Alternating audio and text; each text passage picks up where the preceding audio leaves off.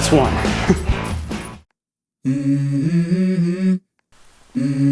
Hi, my name is Sean Lancaster. I'm a 52-year-old hybrid athlete. In my late 30s, I found myself 45 pounds overweight, pre-diabetic, and struggling with high blood pressure.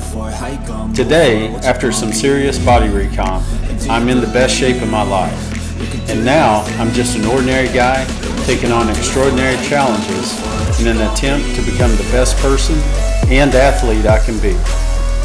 This is That Hybrid Life. Thanks for watching.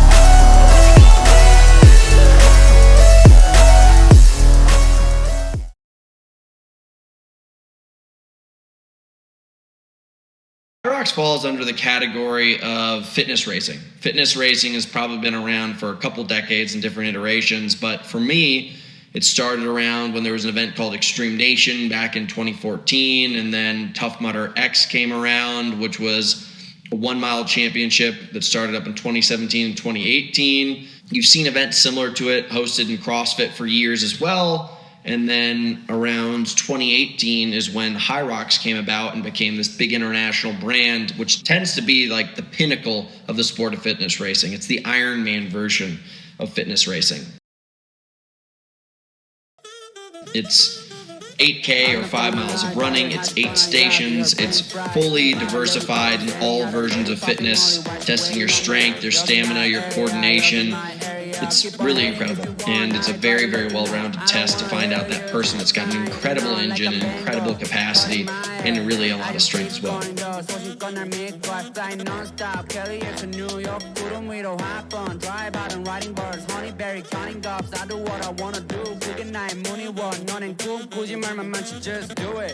Like Nike, just do it. Get to know me and I'm that flow. got 작은 눈이 분위기는 chill. Fendi snakes on my belt. Yeah, I'm feeling first class.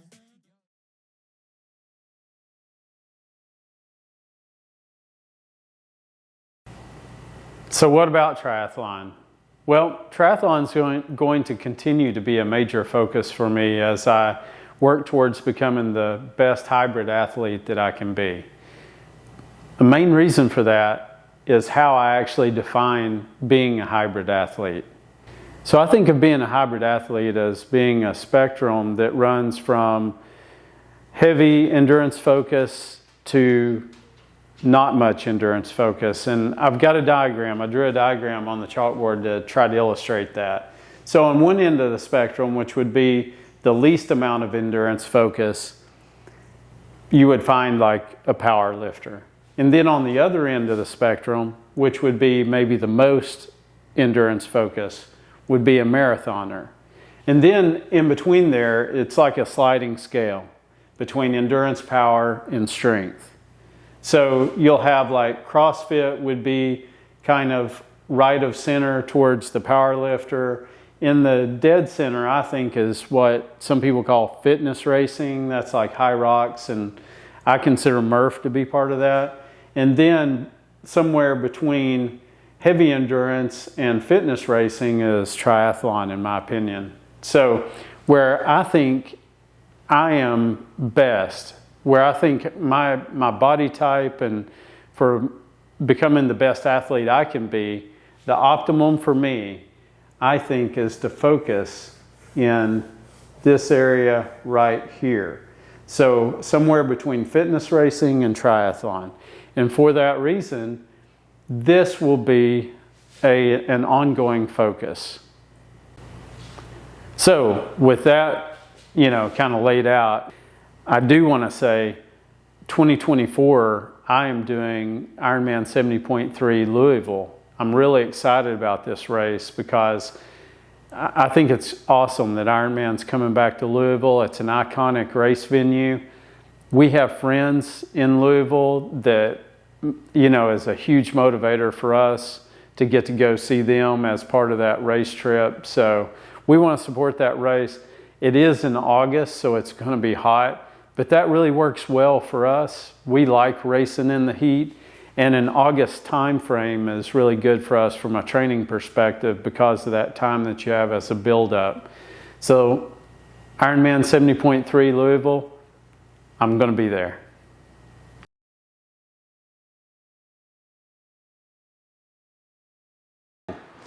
This is the first week of my Murph training.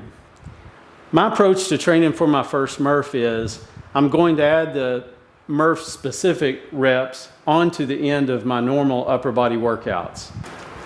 So the goal of this first training block is to strengthen my ligaments and tendons. Let's see if I can do this without knocking my microphone off. So the way that I'm going to do that is I'm going to focus on slow, heavy, low rep drop sets. And what I mean by that is I'm going to start with just 2 reps with 25 additional pounds additional to the 20-pound vest. Then I'm going to drop that weight and throw on a 10-pound. And then I'm going to drop that and just do 2 reps with the vest. I'm going to do 4 sets of those. So that's my plan. And being as this is at the end of my normal workout, yeah, it's really going to kick my ass. Oh.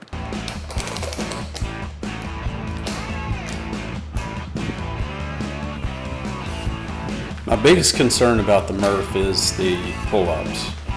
This is for really 3 reasons. First, my history of shoulder problems does not really lend itself to high repetition pull-ups, and especially not weighted ones. So I need to bulletproof my shoulders. Second, I carry a fair amount of weight in my lower body. I'm not exactly a stick person, so pull-ups are a little bit of a challenge anyway. And then the third thing really is just that pull-ups are freaking hard. So my big point of emphasis early in my prep for the Murph is on getting myself to a point where I can manage the training on the pull-ups. This is not to say that I'm not concerned about the push-ups as well.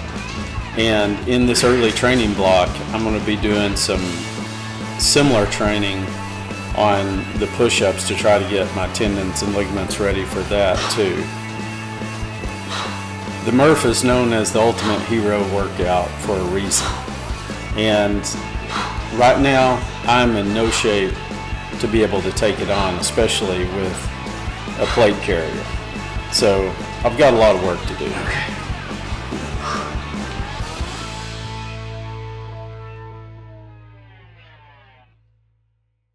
Completing my first Ironman was transformational, but it felt more like a beginning than a completion of something. And I'm all in on becoming the best all-around athlete I can be. So these next 3 challenges, my first HYROX, my first Murph, and Ironman 70.3 Louisville are all about getting faster and stronger. Low. If you like this content, please hit that like button and consider subscribing. Thanks for watching. I'm gonna have to look at. Hey, welcome back to my channel. Luna, if you could, you get that up? All right. Hey, welcome back to my channel. This is the first week of my Murph training. My approach to